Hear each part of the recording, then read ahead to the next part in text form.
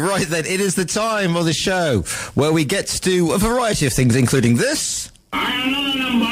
I am a free man. And indeed, even this. Life. Don't talk to me about life. Because, ladies and gentlemen, boys and girls, and whatever that is with a patch on its ear in the corner, yes, indeed, it is that time of the week again where I'm joined by the international man of misery, the one, the only, the man they broke the mould before, during, and after they made him, Michael Senker. Michael, good morrow to you, sir. Good morrow. I bring you gifts from the east.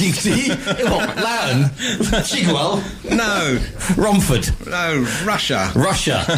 He's over saying hello to... No, Nigel's over in Milwaukee saying hello to his mate Trump. Oh, right. Yeah. Anyway, so... And also we're joined... Good morning to you. Good morning, sir. And please introduce yourself to our listening public. My name is Marina. Yes. Marina O'Reilly. Hello, Living Marina. in Scotland, but I'm Russian. Right. Yes, and here on holiday. You're here on holiday? Yes. Yes. I kidnapped her. You kidnapped I saw her in the garden and I thought, she'll do. She'll do. And that husband's won't pay me the ransom, so she's not going back yet. Fair enough. Yes. And you're taking selfies, videos, TikToking him. Are you helping him with his media profile again? Yes, I do. It's a thankless task. My serious job is retail. So I'm a retail director of 2 shopping centers in Russia. Okay. Yes, so I do a lot about that. Do you advise him on his taste in shirts? We ask ourselves. No, Michael does it himself. Not guilty. Not guilty. Right then, before we get going, we have a question from our from one of our listeners. This is from Max. Good morning to you, Max. It's hi, Giles. Can you ask Lord Seneca, future Prime Minister? Senka. And they said Seneca. All right, okay. I'm just reading what's in front of me here. Okay. Okay. Lord Seneca, future Prime Minister after Gareth Southgate. Yeah, if he would have gone to the moon, given the chance. It's now 55 years since Apollo 11 got there, just before Wallace and Gromit did. So, would you, astronauts, to boldly step where no man has stepped before, Michael? Okay, what's there? What's the point? I mean... I don't get it. Another planet. Grumps. Okay, but I've lived on another planet for the last 70 years. No, what I don't understand at all. I mean, I'm really pleased when they turn around and say, "Oh, India is going to go to the moon." Why? Makes a change. 300 billion zillion euros, dollars, yen, whatever it's going to cost them to get there. Why don't they spend it on making the country more habitable for the people that live there, instead of going somewhere where nobody actually lives? Yet. Elon, you'll be Well, up doesn't matter yet. You'll be up there with Elon Musk. It'd be great. 55. Okay, for 55 years ago they landed on the moon and have done what? Well, somebody played golf up there. Okay, but that what? To build a hotel? Yeah, a 5-star hotel. What? All inclusive, oxygen extra. Okay, and then they want to go to Mars. Why? What Mars? What's there? Nothing. What's the point? Yeah, I want to get there and see that little guy from the Bugs Bunny cartoons, the Martian. But tell me, Marks and Mars attacks. Okay, but that's my answer. Why? What's the point? What is the point? Waste the money. So it's when Sinatra sings "Fly Me to the..." About the same thing as the train that runs from Manchester to Leeds. Another waste of money. So when Sinatra sings "Fly Me to the Moon," you just go, "Why?" Yeah. Right. Fly me to the moon. Why? Right then. So there's your answer, Max. If you were looking for some deep, if you're looking for looking for something scientific, that's the best you're going to get from me. Exactly. Right then, let's have a look at what's else. So on today, crossing the Grumps radar this morning. What is crossing the Grumps radar this morning? Well, the world's gone bonkers. Well, we know that, but why? I mean, I don't know what's happening anymore. I don't know. Shoplifting. Yeah, things that were considered when I was a kid. It was really bad. You got caught nicking a bar of chocolate. Either the local copper would come and give you a clip round the ear, or he would take you home to make sure your dad gave you a clip round the ear.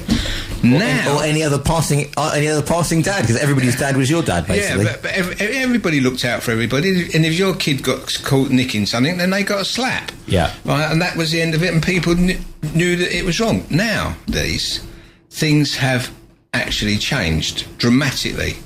I sent you a video the other day for you to peruse. Yep. And it used to be a proper crime. Now, in America, how about this? Go on. In America, there's one chain of stores, I think it's CVS, I might be wrong, Right.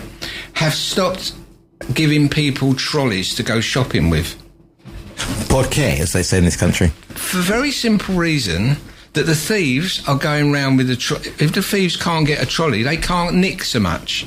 They can only carry what they can carry in their arms. They can't carry trolley loads. So, like, two people go in together with these great big trolleys, and in America they're even bigger than they are here. But of course. And they fill them up with as much higher end product as they can, Yep. and then run out with it. They don't have to worry about dropping anything because the supermarket has given them this a vehicle to steal with. But presumably they've got to unload the trolley afterwards.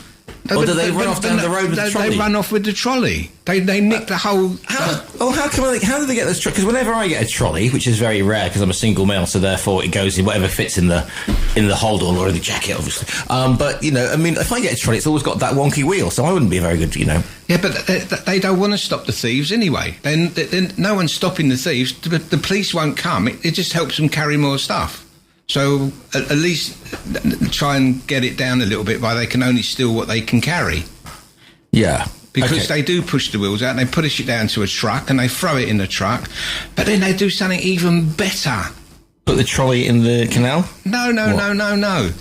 The stuff they've nicked, CVS and other big American chains have something called, and I love this word, but I don't know what it means, is a no-quibble guarantee. What is a quibble? A quibble? It's a small American land mammal with big teeth like that. No, but really, if any of our listeners... It's quibble if you don't, no questions. Okay, but why is it a no-question guarantee? Why do we have to use the word quibble? Because quibble's more user-friendly.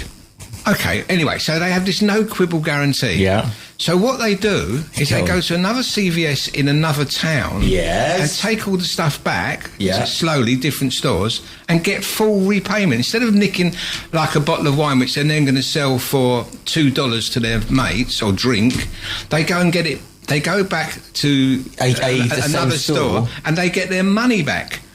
Which they didn't spend because they didn't spend it. They didn't spend it in the first place. God bless America. So they go and buy it. Now they start nicking these high-end product stuffs like, I don't know, electric toothbrushes, which are locked in these things, and radios and headphones and things like that, and bottles of expensive brandy and wine, and they steal that, and then they take it back to another shop in another town, slowly, one bit at a time, and they get their money back. They don't need to go... Would this work in retail in Russia? No. Okay. Is there such a thing as a no quibble guarantee in retail in Russia? Only if you're going to get some troubles. Yes. Probably. Yes. So we do not have the no quibble guarantee in Russia. So then, of course, I was talking to my friends in England. Yes. And they said that, and I don't want anybody to get their knickers in a twist here. The gangs that come into the UK shoplifting are Eastern European. So I bought my own Eastern European correspondent who actually builds and owns and runs big shopping malls in Romania, Russia. Yeah. Right. How is... Okay, who do they have there? British gangs? I don't know. Exactly, yeah. But it'd be interesting because Marina told me something very interesting, which I hope she's going to share with us. Just want to take this... Oh, no, I was going to say, just going to take this phone call, but as my Welsh grandma used to say... There they were gone. And there they were gone. So, tell me... So... are we talking quibbles? We're talking about shoplifting gangs in Romania. Right. Who do they have? Albanians, presumably? No. Go Macedonians? Who are the Romanian gangs? So it's actually quite interesting question for Romania and for Russia. But my conclusion is that the most vulnerable groups of people, or people which are in kind of insecurity from the state status, legal status in the country, in Romania, in my opinion, it's only my opinion, which is based on experience, it's mainly gypsies. Right, okay. Yeah, in Russia... It's a different kind of immigrants from the East, from the republics of Soviet Union. Yeah. So we also have some Russians, some people like from Belarus or something, but mostly it's immigrants. Those Belarusians coming over with their quibbles. That was just interesting because it's very easy to say it's Eastern Europeans. I just wonder what happens in Eastern Europe. It's even further. It just goes even further out. Exactly. It's the Uzbeks. Those Uzbeks coming over here. No, was it the Uzbeks, or did we say it was Uzbeks? It was from Uzbekistan, or are they? Yeah, so it's because there's some of the stands there's some of the stands don't steal. No, some stands don't steal if they are from countries which are providing them good quality of life if they can. Uzbekistan, yes, so. Yeah, so we have Kyrgyzstan, for example, or Turkmenistan, but other stands, they have not such a good life. And I really feel for these people because they're coming to Russia absolutely looking for better life. And it's not Stan, my painter, either. I was going to say, you got a thing. If your name is Stan, you can't come in. You know. No, it's not true. We are really happy that these people are coming, and if they are doing their job properly and they're very nice, we're very happy that they stay. Right. And if not, send them to England to go shoplifting. Go shoplifting. Right, that's that one out of the way. Right then. Okay, moving swiftly onwards. Quibble. Any more quibbles today, Michael? No, I've got quibbles. I've always got a quibble or two. Go on then. I'm interested to. I'm being a bit non-wokey today. Are you? I'm having a non-wokey day. You're not being woke. I was very interested to see the new Parliament going. Which we haven't really discussed. Blackford and all that. Don't Google it. Yeah. And interested in watching an English MP or an MP who represents an English constituency. Yes. Taking his oath in Punjabi. Okay, with you so far. Yeah, that's all right. Why? It's disrespectful. What's this? What? Because he's taking his oath into Punjabi. Yeah, you're going into English Parliament. You couldn't do that in Spain. You couldn't have. You wouldn't be allowed. You could put more emotion into it if you did it in Punjabi. No, but being serious for a second. Being serious. No, but why should that be allowed? Why you're going into the English Parliament? Right. You speak perfect English, or as perfect English as you can. Why are you taking your oath in English Parliament in Punjabi? Go on, tell me why. Anybody tell me why. 952 788 4000 being the phone number. Okay, and then you've got another guy. Who won't swear allegiance to the king. Yeah, that's a bit of a sticking point as he's sitting in the chair over there. Yeah. Surrounded by King's Guard. Right, Off with his head. Well, it's just it only happened in the UK. It only would accommodate that. Now, I can't believe in any other country in the world could you go into Parliament and speak in your language and not in the language of the country. Who knows what he said? Only other people that said in Punjabi. What they needed to get was that guy who did the sign, when Nelson Mandela guy died, and they got the guy to do the thing for the blind guys, and not for the blind, for the deaf. Yeah. Well, it might as well. That was the price. And he didn't. He was making it up. He was just waving his hands in the air. Mooning at spacecraft. Quibble basically, wasn't he? You love a quibble. You love to quibble, that boy. No, but truly, honestly, is there anybody that thinks that that's correct? And why does England stand for it? Why do they stand for it? Because we're an inclusive country, Mike. We're not an inclusive country. It's absolute nonsense. It's not an inclusive country. It's racist. It's everything bad. I'm not saying it's good, but I'm saying that is a fact. And if you're going into the chamber and you're not refusing to swear allegiance to the king, then don't go into the chamber. You're not. That's our rules. Our game, our rules, our ball. Don't like it. Don't you be wearing that hashtag not my king. Those guys wearing the yellow t-shirts.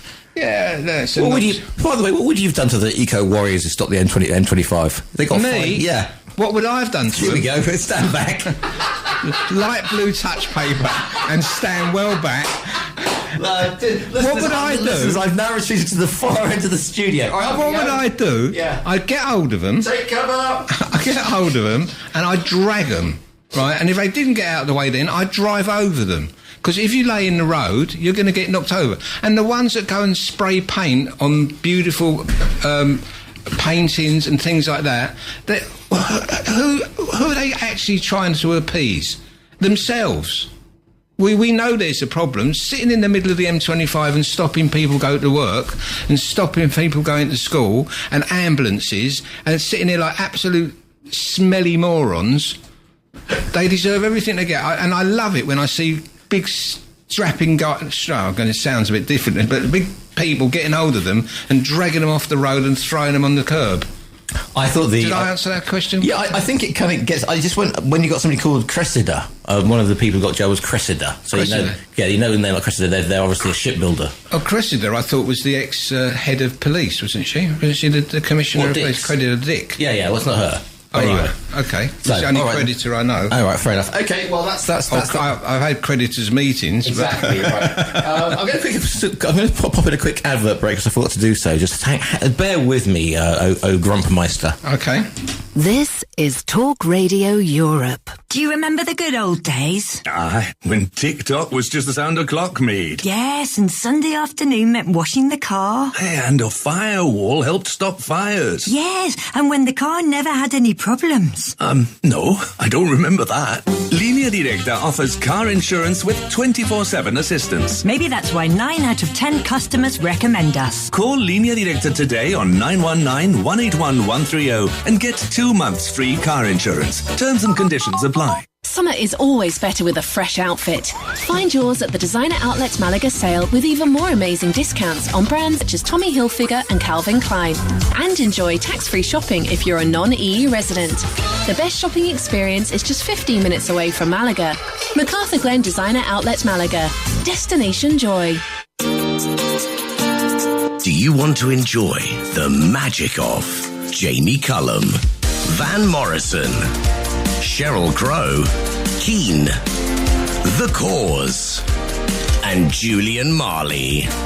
Find concert dates and tickets at starlightoccident.com.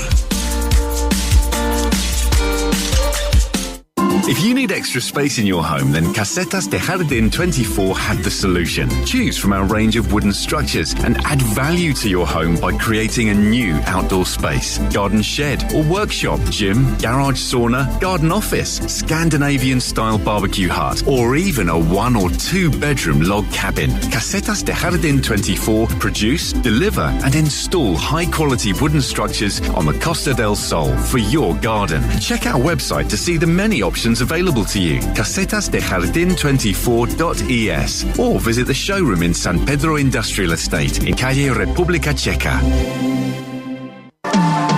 Are you ready to experience the epitome of luxury living in Marbella? Look no further than La Sala Homes, the latest venture from the prestigious Sala Group. Step into a world where every detail is crafted with unparalleled care and sophistication. Whether you're selling your property, seeking your dream home, or diving into Marbella's dynamic real estate scene, La Sala Homes offers more than just a place to live. It's a promise of trustworthy service you can depend on. Visit lasalahomes.com or call 951-204-038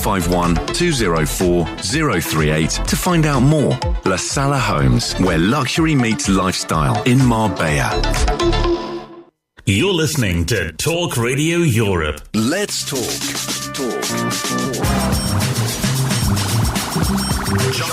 If I'm joined by the international man of mystery, the man who put the ibble into quibble, Michael. Good word, isn't it? It's a great word, quibble.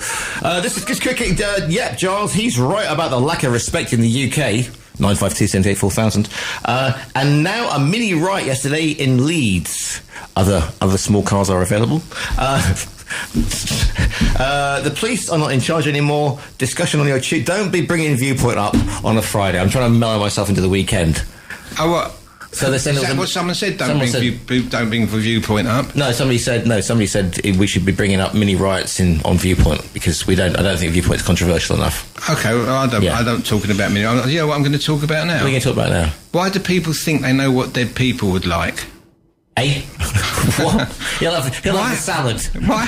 Yeah, basically. But basically, you can get away with it. You can do that because lots of people know what dead people would like. Oh, we would have liked that. I'm going to give you for instance. And then? Right, I'll go back to right, Patty and I got married, right, in, I think, I can't remember, what year it was. It was a long time ago. 30, about 30. I hope she's not listening. She'll be listening. Don't worry, I'll get it. I'll get it. Don't worry, I'll get it when I get home. But it was a long time. It was Exactly. 35 years. Wonderful years. Okay. And every day has been so good. Okay, but here's the thing. We got married on a Monday. Be careful here. Her dad died on the Sunday before we got married on the Monday. Okay? And we was like, I was obviously ridiculously upset and everything. And her mum, bless her, God rest her soul, decided it would be what your dad wanted to get married the next day. He wouldn't want you to cancel it. Right. So we didn't cancel it. Okay. And it's been like, for 35 years, we never, ever celebrated our anniversary because it just reminded us of the fact that Patty's daddy died the day before. Oh.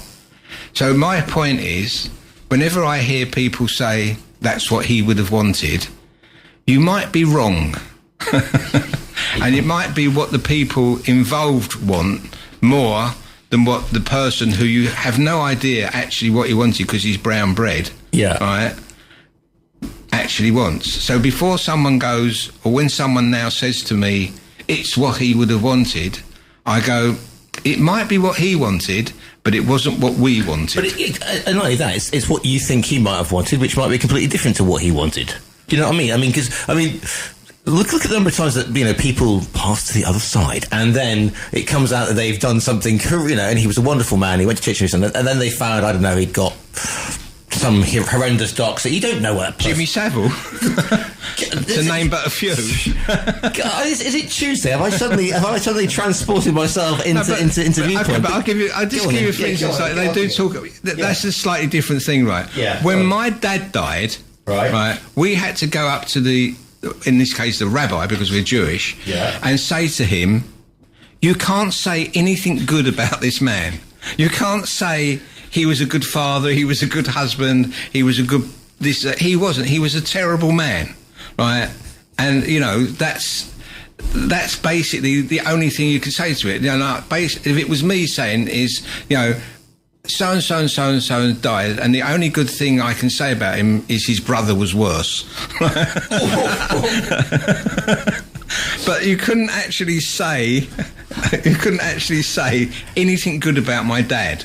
So, if anyone ever turned around and said that's what he would have liked, no, it wouldn't have been what he liked. He would have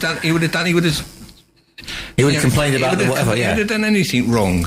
So, just for future reference, next time you sit there and someone says to you, it's what he would have wanted, just say, I don't think so. He probably still wants to be breathing, I'd imagine. Yeah. And something else, which is something you didn't know. Go on, then. Oh, yeah, go on. The baby... Yes. In 3 Men and a Baby... is 40 years old now. Whatever happened to Steve Guttenberg? There was Ted Danson. Yeah. There was... Was it Tom Hanks? Tom Hanks, wasn't it? No. Steve Guttenberg. No. Tom Selleck. Yeah. And one other. I don't know. Middle-aged man, looks at computer. 952784000. Who was the other guy? It's definitely Tom Selleck, and it was definitely Steve Guttenberg because he disappeared in the mid-80s. And 3 Men and a Baby. Right. Yeah. And nobody ever asked... That wouldn't be allowed to know. No, you wouldn't know how to have... Because social services would be through your apartment window before you could say... Right, cast, here we go. 3 Men and a Baby. Ted Danson, of course. You said Ted Danson. So it's Tom Selleck, Steve Guttenberg and Ted Danson. I don't know what happened to Steve Guttenberg, but the other thing is, talking about films and stuff, right, how come I cannot, or will not, and Patty will not, watch a film, if it comes up and there's a thing in it and the dog's going to die... Right. We cannot watch that film. Because? We just can't stand to watch anything terrible to happen to a dog or a cat or an animal. We have to watch an animal suffer. But Fish Called Wanda? No.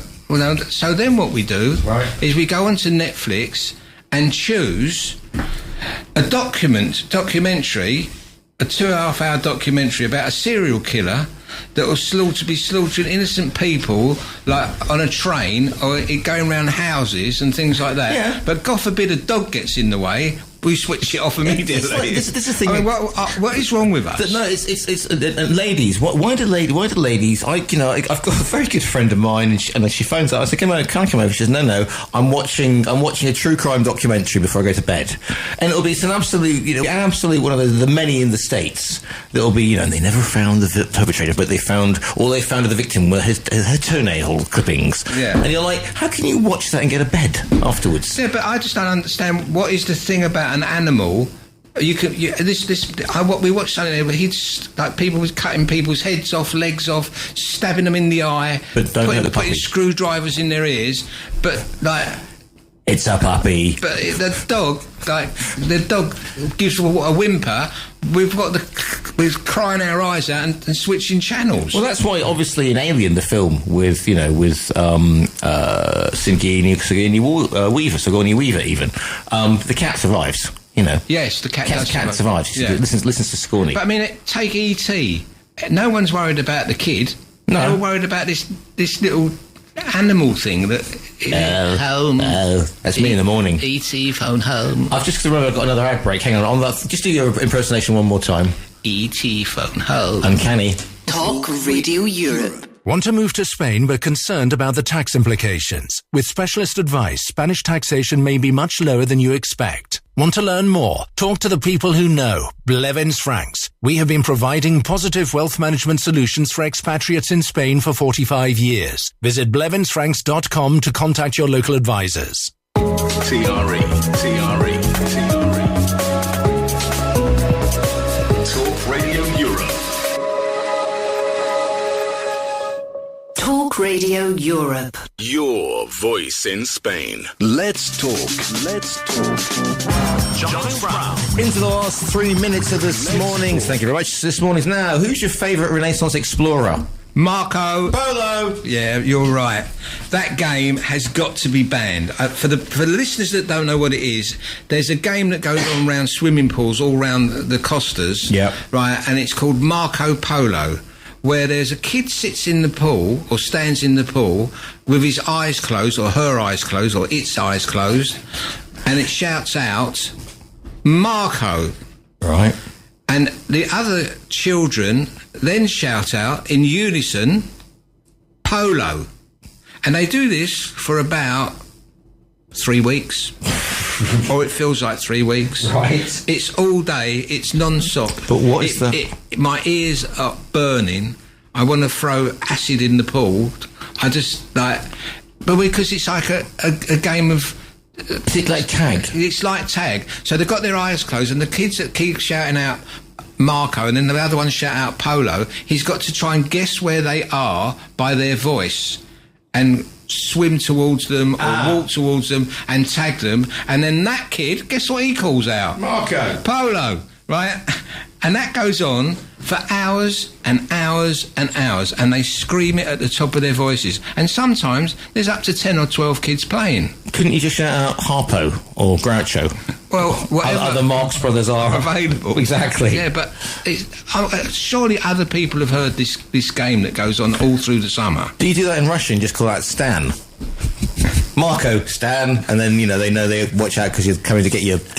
Not sure about what kids playing now because my daughter is about 15 and so they're playing phones.